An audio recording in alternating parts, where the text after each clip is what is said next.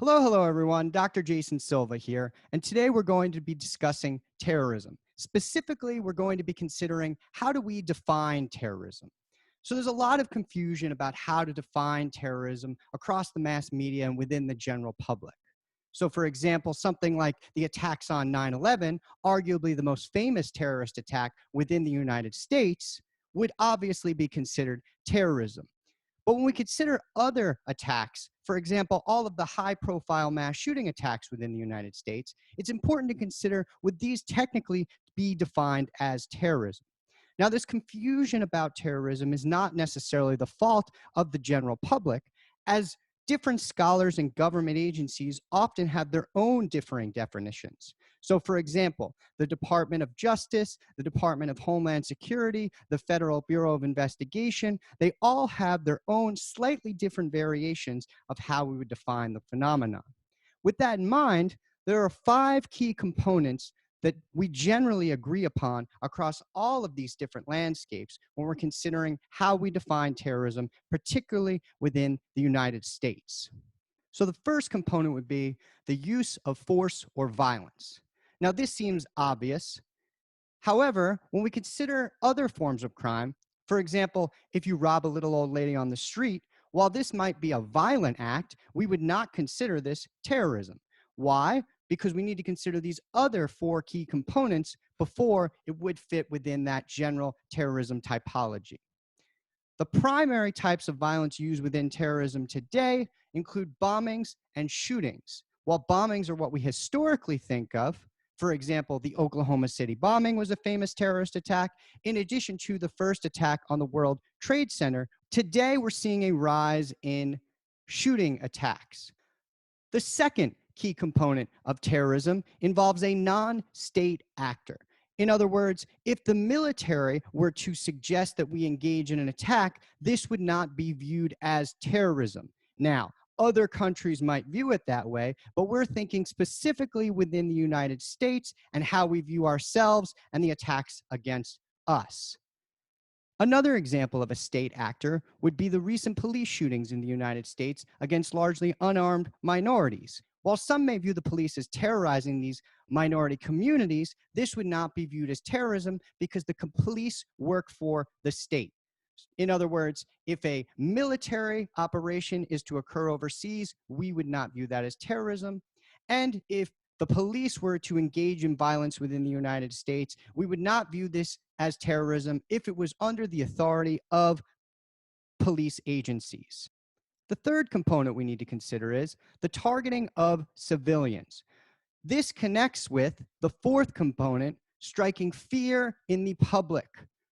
In other words, with all of these high-profile attacks, one of the primary goals is to target citizens in order to generate fear. Now, when we think about the targeting of citizens and this fear combined, we need to think about, well, what is the purpose of doing those two things? And this brings us to our fifth component, an ideological motivation. Now, ideology refers to a system of inherent beliefs that one has driving the purpose of these attacks. So, for example, the 3 largest terrorist typologies in the United States include the far right, the far left, and jihadist-inspired extremists.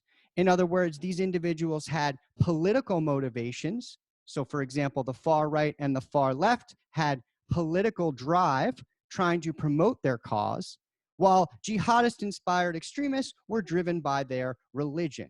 So the 2 inherent ideological beliefs predominantly found within terrorism include political beliefs as well as religious beliefs. This is something we will discuss in a later video. However, it's important for you to grasp the general understanding of what ideology entails. So let's bring this all home now. Let's consider the attack in 2012 in Aurora, Colorado, that occurred in a movie theater that was famously showing Batman. Would this be viewed as terrorism? Now, a quick note, you'll notice that I have not mentioned his name in order to avoid giving any notoriety. This event received an enormous amount of coverage, and there was often confusion about whether or not this would be considered terrorism. This individual used force and violence involving a mass shooting. He was a non-state actor. In other words, he did not have any support from the United States government or from the military or police force in general. Additionally, he targeted unarmed citizens or citizens in general within the movie theater. He was striking fear in the American public, although the reason for him striking fear was not rooted in ideology. In other words, the 2012 mass shooting in Aurora, Colorado would not be defined as terrorism because he did not have a religious or political motivation behind his attack.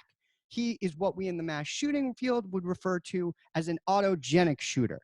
And while we don't need to go into the nuances of this right now, just know that it was largely rooted in mental health issues connected with his schizophrenia. So while he did terrorize the United States at large, it's important to recognize that this would not be defined as terrorism, as is commonly considered across all of the various academic and government outlets.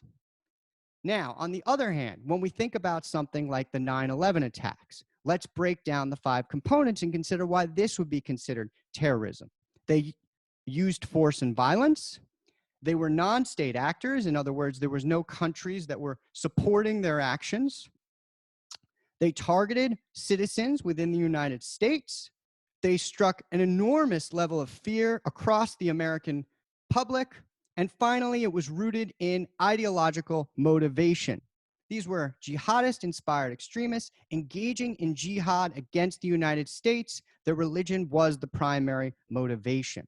Future videos will consider the enormous amount of attention given to the 9/11 attacks and whether or not that actually represents the overall terrorism problem at large in the United States. Nonetheless, this is an easy example to remember when considering these 5 key components for defining terrorism.